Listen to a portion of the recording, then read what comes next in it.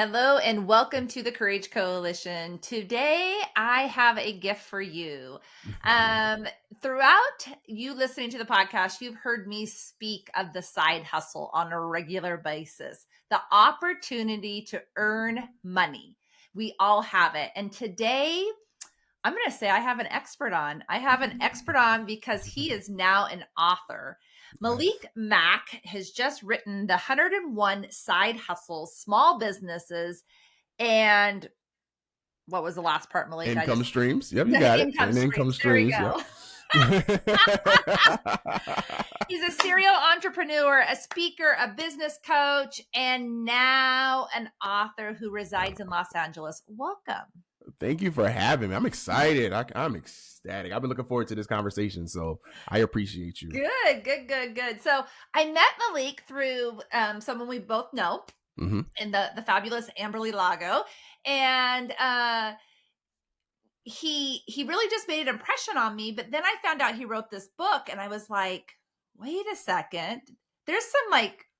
We're like doubling up on some things here. I want to pick his brain a little bit more. So I asked him on to be on, and he graciously accepted. But on the side, he helped me through a emergency issue with my website. And I just emailed him and he fixed it. So first of all, thank you so much for being my emergency fix. You're very welcome. No problem at all. I know how it is in those moments. You're just like, okay, what now? And especially when it comes to your website, which is like your central marketing hub, you're like, what are we doing? So yes. I got it. That's why I jump in. When people ask me, I'm like, listen, let's figure this thing out really quickly. And a lot of times I already kind of know what's happening. So it's just kind of going in and just doing the things. So it's wonderful. So that's just one of your side hustles or businesses, for lack of a better word, is that you're a little bit of a genius when it comes to web pages. Yeah. So, step back. Let's go back and rule out. Have you always dreamed of being an entrepreneur? Yes. Okay. So it's funny because it came to me innately. And then once I recognized what it actually was, then I kind of leaned into it. I'll tell a little bit about this story in my book. You know, my first entrepreneurial venture was me selling bubble gum in middle school, right? And I quickly understood the economics of it because I was in middle school and I would go to the Dollar General and you can spend $1, right? And you can, back when you could spend $1 at the Dollar General, and you can get a 5-pack of Bubblicious gum, and in each pack would be 5 pieces. So for every $1 I spent, I was getting 25 pieces of gum. And so I would go and buy 5 packs, and then I would take each individual piece out of their pack and I would put it in a bag and I would sell them off individually for $0.25. And so I was making, about $5 per pack that I buy, right? So that's that ROI. And then, I would compound that over the weekend, when the weekend comes, I have $20, $30, $40, $50. And, in middle school, that's some real good money, right? That's movie money. That's putt money. That's, that's, I lived in the suburbs. So that was like, hey, let's go to the mall. I can buy a shirt from Hot Topic or something. So, so blessings. Yeah. So I leaned into it once I kind of recognized what it was, and then it escalated from there.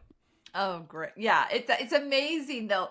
But what I want to go back and highlight here is when you realized what it was as an adult in today's world, I just so wish that we talked more about this kind of money, this kind of math, this kind of finances in school to really wake kids up that there's not just one way to live life.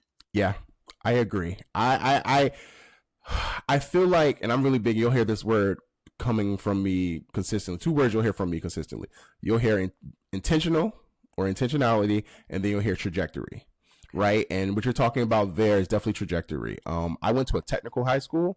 So the beautiful thing was our school was originally created back in the 70s as a VOTEC. So it wasn't for kids who weren't necessarily going to college, right? It was more so going into trades. Of course, it evolved over the years. So, it actually became one of the better schools in the county in terms of academics, but we also still had that VOTEC underline. So I was in computer and networking technologies, but my school had everything from cosmetology to welding to graphics to florists and everything, right? So we had all these amazing things. And so it was beautiful to me because it was showing them that, hey, there is this, they used to have to talk about the money. Yeah. right? Because it's like, these kids weren't necessarily all going to college. It was like, okay, if you go into the workforce here, this is where you're going to be starting out. If you start your own business, you'll probably be in this range. So that was a beautiful thing to see, but it's not common. Not at all. And I wish it was more common, because that math changes things for people, yes. right? A lot of times we get told that we're supposed to do certain things and it moves us in a certain direction, and we're limited in terms of what we think finances and income can be. But if we remove those limits by giving people insight into entrepreneurship and side hustles and things like that, our income potential changes dramatically, but also our lifestyle change dramatically, right? It doesn't have to be that straight line that we used to think it would be. Now we can spend time in passions and projects and things that fulfill us. And, in a time like this, we need that, because people are just not happy. They're not at all. And it's not just adults that have, spent 20 years in the workforce and realized this is not what I thought my life was going to look like. This is 18-year-olds. My oldest daughter is getting ready to graduate from high school this year. And awesome. She is just beside herself. She's like, I don't want to do college. I just want to work. But we live in a very rural place. So just working here is not a great choice, right? It's not, yeah. And so it's really my hardest job this year is just getting her to get curious, to open her eyes and to expose herself, to expose her to as much as I can, because I know what's out there. But for an 18-year-old, they just don't even have the ability to say, but what if? Yes. What if, right? If. And so, I that high school you went to, man, if we could duplicate that all over the country.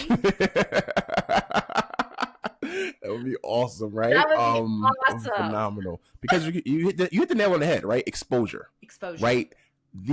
It's interesting, because we live in this time where we have access to so much information that it seems like these kids are getting less exposed to things because it's so virtual, so digital, and it's also so curated, right? So it's not, so you only see highlights. Yes. And it's really, so it like freaks them out, because they're like, I could never obtain that because that's just so out of reach. But it's like, no, you don't see the path to getting there, right? You're just seeing the end game, or you're just seeing a dog and pony show. Yeah.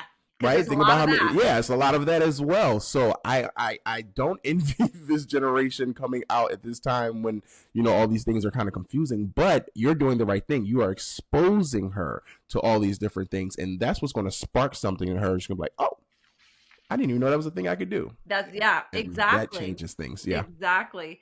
So, one of the things I love to talk about is how earning money or getting income is an action, right? Yes. Spending is a behavior and saving is knowledge. Yes. So love that. I want to really dive into earning is an action, because anyone that knows my story knows that like our business, our main income started as a side hustle. It was our vacation fund while my husband was in his corporate job. And when we decided to say goodbye to that lifestyle, it became our main income. Yeah. Not because I'm an expert in business, not because of any of those things, but because I had an opportunity and I took it. Yeah. And there's hard, like you said, they don't see the building, the getting there. But side hustles are so powerful. When I'm coaching clients one-on-one, I'm like, what can you do to earn some more money? The numbers don't lie. You don't have enough. You don't have enough. But you have an opportunity to earn more. Yes. Until you want to change, right? Like to get that paid off, to save for that vacation, whatever it is that they're really struggling with, we have this opportunity. And so I love that you really highlight that word, 101 side hustles, not 101 careers, which these side hustles can be careers. Absolutely. They're a side hustle. They can be on top of your 9 to 5. And so what gave you this idea? Okay. So, you'll hear me in interviews and stuff like that. I'll talk about God openly. Yeah. Really, God put this book on me, right? I'm gonna be honest with you. I ran from this book for 7 years. I ran. I mean, I will jump into it for a little bit, but I just put that on the back burner and things like that. I mean, all kind of different things. And something happened last year where God sat me down physically and he said, listen, okay, I have some assignments for you that you're running from, as well as there's things you've been asking me for that I'm not able to provide for you because you've been moving too much, right? Too much movement. And I need you to sit down. And he did that. Okay. Sat me down. And it was one of the biggest blessings of my life, right? This book, like I said, I've been running from working on for 7 years. When he sat me down, it got done in like 2 months. Wow. It got finished, right? And it was like my level of intentionality increased because he was working through me, and so many beautiful things have come from that. Not just this book, but the response, right? This book is, God used to always send people to me, and the question they would say, they wouldn't even say hello on the phone. I would answer the phone. I would say hello. They would say, I need more money. Literally what would happen. They would say, call me by last name, Mac, I need more money. I'll be like, well, okay, wait. And then I would go, like you said, I would go through that process. Okay, what are we doing? Like, and I have a whole workshop that I once created that kind of like aligned passions with potential income things. And I'll work that with them. And we will find different means for them to potentially make more money, right? And so when God said, make it plain and put it in a book, that's what I did. Yeah. And like I said, the interactions I've been having with people have been blowing my mind, because people I know for a fact who used to tell me, I like Malik, I love my job, I love my career, I'm not doing nothing else. And then they recognize, like, okay, I've been flipping through this thing. There's some things in here that I can easily kind of jump into and kind of start making, because like you said, vacation fun, right? Yeah. Sometimes you just got to be intentional about the things you want. I just want a vacation. I just want to make sure we have a really good vacation so I can make some money over here, put that aside just for that, and we can have an amazing family vacation every year. Absolutely. Right? Up to, I want to leave this job and go full time, and I want to make this as my actual income, so my main income source. So there's so many different things you can do with a side hustle. That's why I included all 3 titles, because I wanted people to recognize, I know we call it different things, but they can flow into any of those categories. It could be a side hustle, a small business, or an income stream, whatever you want to call it. But I wanted to capture you. I want you to recognize what it is. And then I want to pull you in, because I want you to recognize that no matter what you're doing or your scenario, there's potential for more income. Yeah. And you just gotta want it. Yeah. And when you're talking about that, 2 things pop up and you say it in the book, is one of the things I actually have highlighted, and it is that it's not about limiting yourself. When we talk about budgets, it's about telling your money where to go. That's Absolutely. All you're doing. You're being intentional about where your money goes. You can choose any category you want. If Starbucks is on your value list, then fine. But be intentional about what amount is going to Starbucks each month, and know what you're giving up for that. That's it. That's all it is. It's just discipline, but it's smart discipline, right? We have these preconceived notions that everything's so restrictive or has to be so restrictive. No. We just have to be intentional, just like you said. It was funny. When I first did my budget, this is the budget I did before I quit my job to go full time. I was working with a friend at the time, and she had learned from someone, so she told me this cool budgeting method. But it's just like we talked about, right? It was just like understanding where your money's going, and then I always make a line item. That's what I always say in my line. I would just make a line item. Yeah. And one of my line items used to be in the streets, meaning going out and doing things with friends. Like, so I used to have an in the streets budget, right? And then that just made sure that I didn't go crazy and overspend. Like, okay, I know my in the streets budget for this month is $400. Okay, I'm going to be strategic about my in the street moments, but I know I'm not going to spend more than $400 this month. And by doing that consistently, you're going to say, whoa, like, where's all this money I'm currently have just sitting over here? But like, yeah, now because we're being intentional, now we're hitting goals. And that's all it takes. That's all it takes. Just understand where your money's going. I love that, because, when I talk about savings, which is a behavior, and when we talk about behaviors, we're just talking about something that we're intentional about and we do over and over and over again.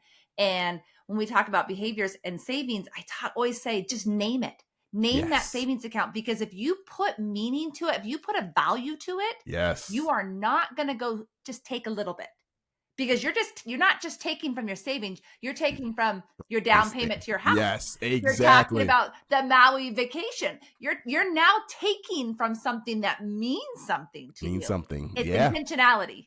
I told you that word is powerful, right? When you start to really, it's like, whoa, things change. Yes. Because a lot of things we do, because we're so overwhelmed and there's so much going on, it's just easier not to like categorize things or think about things. But when we start to actually say, okay, these are the things I want, then it changes things. I'm really big on goals, right? I do an annual big goal setting thing with my ecosystem every year, and you can see a little bit in my screen, that little green area, but there's 3 huge billboards right there with all of my goals on them, and I look at them every day, right? Because I'm intentional.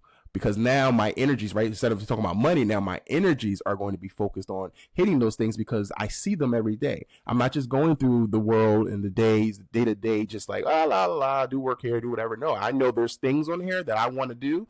And in order for me to do them, I need to be intentional. So now I'm placing them in those lines, and I'm going to be like, okay, I have to do that. Okay, I forgot about that, but it's right there. So now let me retool my thinking so I can make sure that happens. I love that you bring this up, because another thing that I highlighted in the book is I'm sorry, but you are not the stereotypical mindset person, right? Yeah. Like everyone's like thinking that there's just some white woman sitting up on stage with but you talk about mindset in your book, and when I hit that section, I was like, yes, right? Because our mindset. And when I'm coaching, I have a BEAM blueprint, and the M is mindset, because there's nothing we can't do if we don't believe we can do it, right? Like if we believe and we're intentional. And I'm sorry, people are going to get so sick of that word. I don't care. Opposite. I don't care either, because every morning I set 3 intentions for the day. Yes. Every morning. And you know what? I'm not overwhelmed because it's 3. And guess what? At the end of the week, I just got 21 things done. It's crazy, right? Right? It's that simple, right? It's almost that simple. It's like, it's math. It's universal language. It's math, right? Like you're going to be that much better every week just for the simple fact that you say, okay, I'm going to set 3 intentions for my day. Yeah. It's not overwhelming, right? It doesn't have to be overwhelming. We watch too much TV, too much social media where we're like, it needs to be 1,000 things. It needs to be, no. 3 things. 3 things. Start with 2. Start with 1. Yeah, how about 1? How about start 1? Just start with 1 intentional item every day. At the end of the day, at the end of the week, you got 7 instead of 0. 7. Right? Instead of 0. Right. It's powerful. It is. So talk to us about mindset and what you've learned about the critical imperative need to flex our mindset, grow our mindset, if we plan on growing as humans. I mean, it's literally the foundation, right? And I use this term a lot. We need to unlearn things because we're conditioned, and we learn from people whose mindsets have not necessarily been where we're thinking. This is something we see very visibly with generations, right? We talk about it all the time. Yeah. The Gen Xers, the millennials, like, and you kind of see the progression of like the change. Some for good, some for bad. But we are actively seeing mindset shifts. And it's important to recognize the power in the mindset shift that you can have, because a lot of the things we've learned, we need to unlearn in order to enable us to have the power to create a new mindset for ourselves. And by creating a new mindset, we are able to create new trajectories, right? When we remove limiting beliefs, right? When we remove imposter syndrome, when we remove all of the things they told us we could not do, right? We are able to now see futures that was never clear before, that are now 100% HD visible, right? I mean, people look at me all the time. They will say, Malik, it's so crazy, like that you're doing these things. And I'm originally from the East Coast. I'm originally from Philadelphia. That's where I was born, but I also grew up outside of Baltimore, north of Baltimore, in the suburbs in Harford County.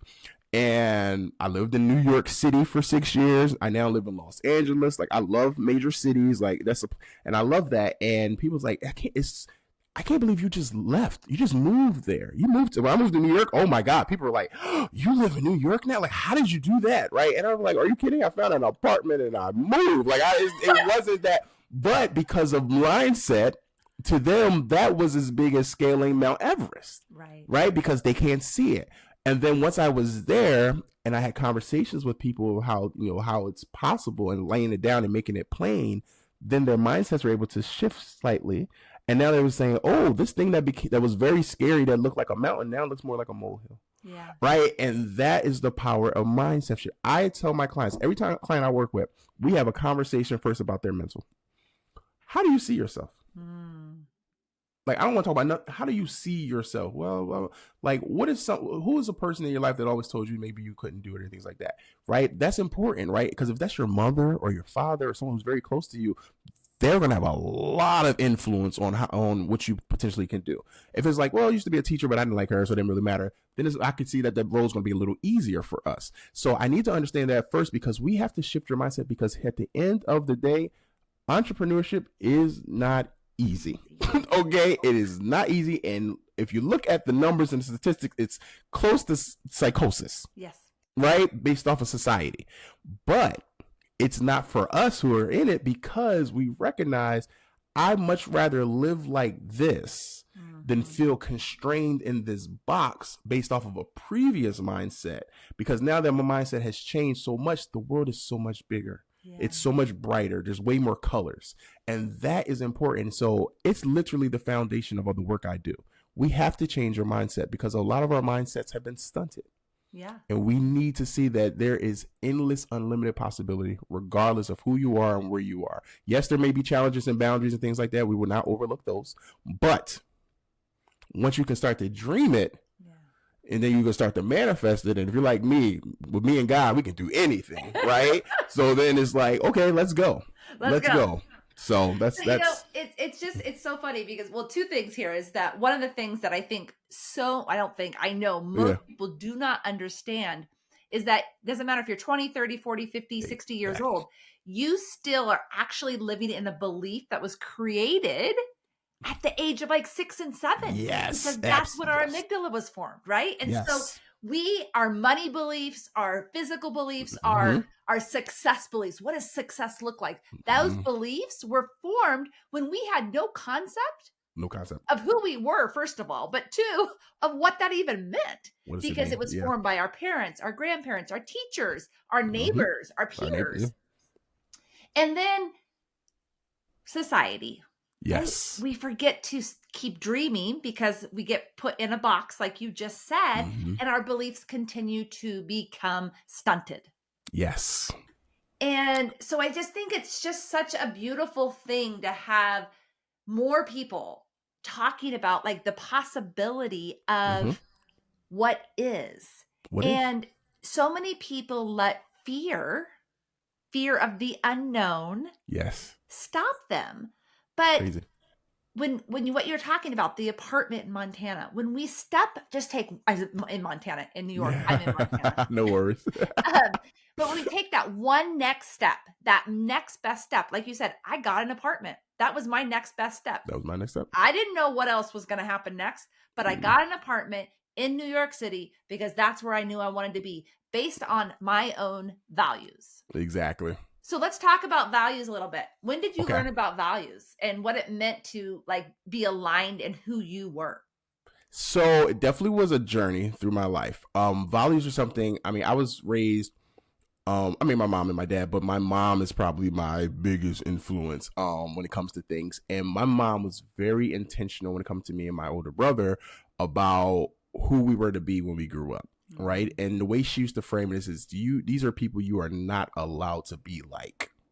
Right. So you know how people have like heroes and things like that. And I have a few of those. But the more influential people were the people I was told we were not allowed to be like. Okay. And my mom was very intentional about it. She would say, these are the characteristics that you are not allowed to have. You are not allowed to be a person who relies on other people for everything. Right. I have family members who did that. You are not allowed to do drugs. I have family members who do that. You are not allowed to, steal and do these are the things. And she was very, very intentional about that. And because of that, like you said, right, those things are formed early. Yeah. So by 6, 7, my brother and I feel like we were so independent because so many things were ingrained in us that we knew. You know how people say, right from wrong? No, we knew down to the detail what was right and wrong. And we, and we were, and my mom, she leaned on that and understanding like, no, I raised them. They know. And we were the kids that if we ever went over your family's house and we were playing with your kids, you would never have to worry about us. You'd be like, those kids are incredible. You'd be like, you'll talk to your kids like, I wish y'all were more like them. Like we were, because it was so ingrained in us. And I've carried that throughout my entire life. I've always been told you're different, right? No matter what group or environment I've been in, people have always said, you're just so different. And I attribute that to that, right? My values, my core values that really make me who I am. And then, of course, as I've grown older and gone through experiences, those things have morphed and evolved, I would say, or got more refined and optimized, right? Because, we always think of things one way, but then when you get so many more perspectives, then it's like it helps kind of shape yours in a way. You're like, oh, because I'm a person, I really am empathetic, right? I really pride myself on understanding people and the plight of different people, right? And by doing that, I connect with people easily, right? There's people who talk to me. I mean, there's people who I'll meet the first time and they will tell me everything. I will just know. I'm like, oh my God, like, you're telling me everything. And it's just like, you're just so easy to talk to. And it's like, well, and I think a lot of that's God, right? I think he does that for certain people because he knows he places us in places where he needs people to, get those things off there or whatever, right? And I tell people that all the time. But, it all boils down to, I was taught at a very young age, and it was reinforced that these are the people you're not allowed to be like. So by not having characteristics I wasn't allowed to have, it helped amplify the positive characteristics that I was to have and, emit. So that was, I would say that was it right there. It was, it was all Charlotte. She was like, hey. Charlotte, I have a name. I love it. I love her already. All my kids will tell you, mom's the heavy hand. She's the heavy hand. Yes, absolutely. And it's funny because she's the youngest of all of her siblings, but she's the one everybody's like, oh, they go to. Yeah. She's the parent, and she's literally the youngest. I mean, I have aunts and uncles who are like high 60s, those in their 70s, and they all go to her. Crazy. My mom's 55. It's crazy. So she's just like 5 years older than me. So I get that. Yeah, I'm not the youngest. I'm the second oldest, but I'm that person in our family too. And like, go ask Coco. That's what they all call me. Go ask Coco. Or my close friends would be like, Corey's here. You better start behaving. That's exactly. It's so true. Absolutely. It's so funny because it's true. There's like things they just will not do. One of the things I tell my kids is that, this isn't just about you. You represent this family when you walk out this door. So you represent your mom, your dad, your siblings, your grandparents. You represent everybody. And I'll be damned if you're going to drag our names through the mud. We've worked hard for this, right? Like, you want to come home and act like a shit? You come home and act like a shit. Exactly. No, you're right. You're oh my God, I agree. I was raised, I'm right there with you. Like, listen, this is way bigger to you. Like, what do you think? And I'm from, like I said, I'm from Philadelphia. So like, it's also neighborhoods, right? So people know your family. Yes. So you're not going to go out there and just do whatever you want. First of all, they're going to call. Yep. Or I'm going to see them and they're like, oh, I seen Malik or I seen whatever. And he was like, absolutely not. Absolutely not. And and we don't have neighborhoods, but we're small town America here. Yeah. So everybody knows everybody. Exactly. Absolutely. Nope. So I mean, that's the core foundation of who Malik is, was born out of that ideology of who I wasn't allowed to be like. But it just, honestly, I feel like it was as effective, if not more effective, to saying, hey, here's the people you need to look up to and be like. Yeah. Right? I love that because we have this scarcity mindset, and I love that it's coming into this because it was my next part in the book that I'd highlighted is that we have this scarcity mindset, this negative mindset where don't do X, don't do Y, don't do. But if we flip it and say, do this, earn this, have an opportunity to go do this, we change that scarcity to abundance. And what you say in the book is scarcity mindset. The one I'm talking about, that little voice in your head that tells you there's not enough to go around. There's not enough customers. There's not enough money. There's not enough time. It's always something. It's always something. Always something. It's always something. How do you help people flip that? Because again, that is a belief we are taught.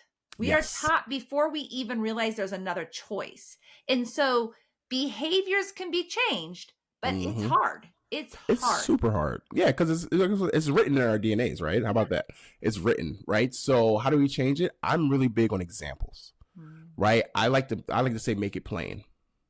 And the people, and even like the people I follow who I really like and things like, they're really good with examples, because sometimes if you're not able to place yourself there or in that scenario, it's hard to make the connection.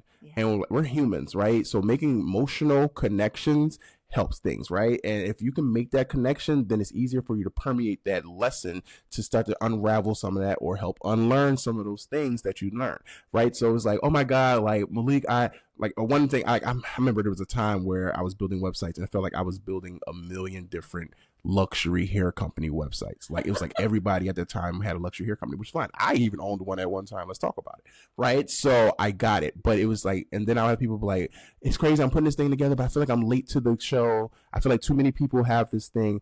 And I would say, it's so interesting. I was like, I was at the grocery store yesterday and, I walked down the bread aisle. And you know what I seen? They were like, what? I seen like 100 different bread brands. And you know what they all were selling? Bread? Exactly. So sell your hair in this sea of other people selling hair. The only difference is when you're walking through the bread aisles you see is packaging differences. Right? So what is your unique thing that you can help separate you from anybody else? It could be language, it could be branding, it could be, textures, it could be whatever. But focus on that. But do that thing, because here's the thing. The industry is big enough for all of you. It's $1 trillion industry. I love that. I love Cut your piece of the pie. It's true. We live in such a small, constricted thought process. And it's because all you know is what you know. Yes. But we have to think about the amount of people that are in America alone, not even the world, just America alone. And if the next hair person, services 100 clients, which would be a very busy hair person, right? Yes, very busy, very busy. How many hair people to do the world or just our country? Just the country, at 100 apiece. There's not enough people. There's not enough people. There's not enough people. I love that. I'm so happy you brought that up because I say to people, I say, how many people are in America? And I don't know the actual number anymore, but I know it used to be like 400 something million. So I always just say like 400 something million. And like, this is one of my favorite conversations to have when people don't want to change their prices. They be like, oh no, I have 12 people who've been purchasing from me for a year. I don't want to change my prices. They're familiar. I said, there's 400 million people in America. They don't know your prices. 12 people. It's fine. It's so fine. And they be like, when you put it that way, it's like. I love it. It's so true. It's so true. Oh my gosh. Well, you laugh because it sounded ridiculous when you think about it. It's like, oh my God, we're protesting so much. And it's like, all these 12 people are I don't want to lose my court. And the funny thing is that the majority of those people will pay the new price because they've been around so long. They trust you. They trust you and you have shown them the value. And that's the thing right there. When we show up as good humans that make connections with our clients, with our customers, whatever it is you're doing, that is your selling point. It has nothing to do with what you're providing anymore. It doesn't. It's the emotional connection. People want to deal with people that they like. Yeah, absolutely. I've had people buy things from me just because. I have people who are like, Malik, I don't care about your book at all. I want 5 copies. I love you. They'll tell me, I love you. I'll give them away. Wonderful, actually. I love that you're giving them away because people need it. But like, no, it's true. They love this so much, right? And they, oh my God, yeah. So, it's really interesting because you one of the things you talk a lot about, and there's lots of these opportunities in the book too, is branding, right? You talk about who you are, branding. And this happened to me recently, and it blew my mind. I'm not gonna lie, it blew my mind because I am not known for one thing.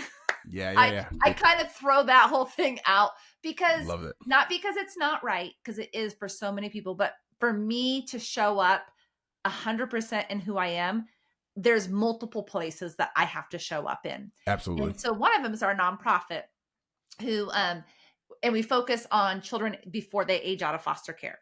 Beautiful, and a client of mine, I've hired her, she's hired me. But anyways, she was texting me recently and she says, did you know that in Texas, you can mark on your driver's license or check a box, and when you pay for your driver's license, you can pay for an orphan's driver's license?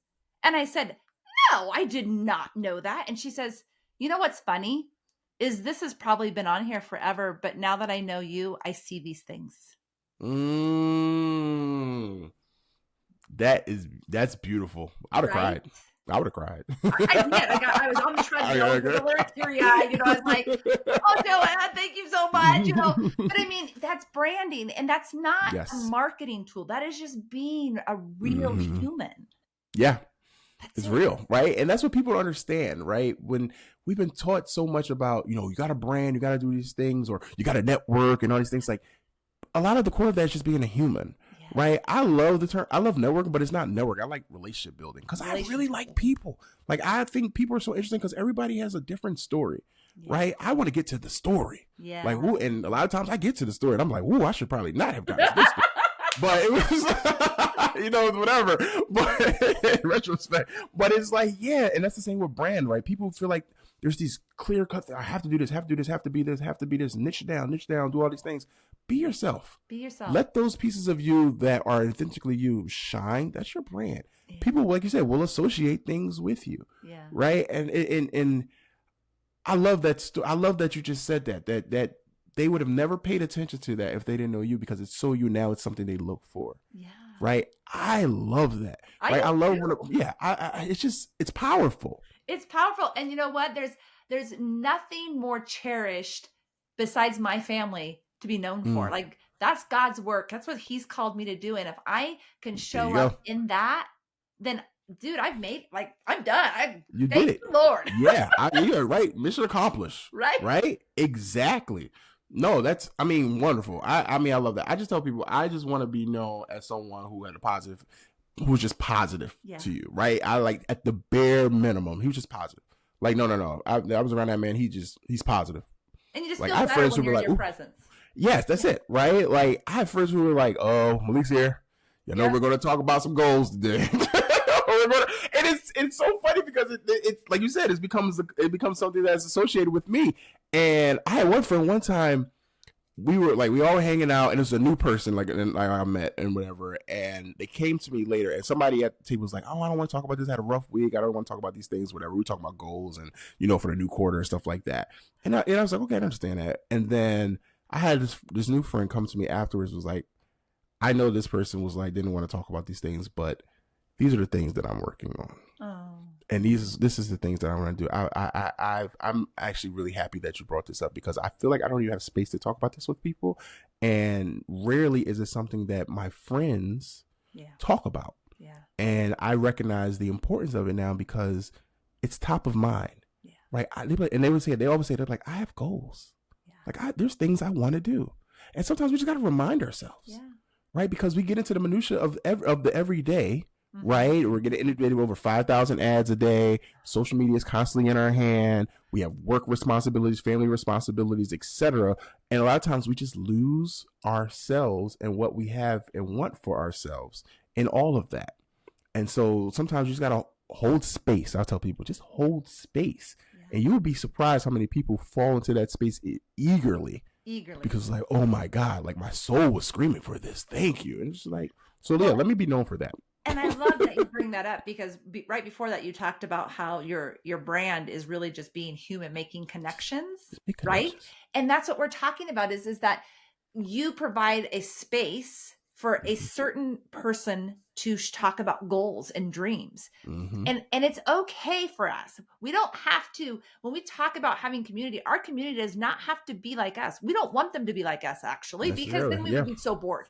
But have a specific pie, a piece of that pie, that where you can go and talk about those dreams and those goals. People that believe in you and build you is one piece of your pie. It does not have to be your whole pie. It doesn't. And it's probably best that it's not your whole pie. Exactly. Right? Exactly. 100%. So, yeah, I just think that's a wonderful example of that community is going to be as varied as you are as a human. As a human. Mm-hmm. So as we kind of wrap this up, there's a couple things I want to talk about. What is the first thing you would tell anyone? Maybe they already have a side hustle. Maybe they don't, and that they've got something there that's kind of, stewing, right? Boiling, yeah. Yeah. What is the first thing you would tell them to do? So I always tell them, look at the numbers, right? Make sure the numbers make sense. A lot of times we'll spend a lot of time, a lot of energies creating something where, one, there's not a market for it, and two, the numbers don't work in your favor at all. Right. So then you have a glorified hobby. not even a hobby, then you have a glorified expense. Let's talk about it. Right. So make sure the numbers work. That's the first thing. The second, yeah. So you said the first thing, definitely the numbers. Understand your numbers. Like no one should know those numbers like you know those numbers, because that's going to illuminate to you whether or not this is something you even should spend time doing. And it doesn't have to be perfect, right? There's no Like, such thing. it's not going to be perfect. It's just Never. like, does it make sense to begin? Mm-hmm. Can you get into it and start growing without going into debt or Absolutely. losing money? It's exactly. It's an easy process, right? No matter what you're doing. I was working through this with my daughter-in-law recently. She started making goat's milk and goat milk lotion. And, right? Okay. They have goats and all the things, right? But there's expenses there. There's a lot of expenses. And so she was trying to price something because she got it into a store.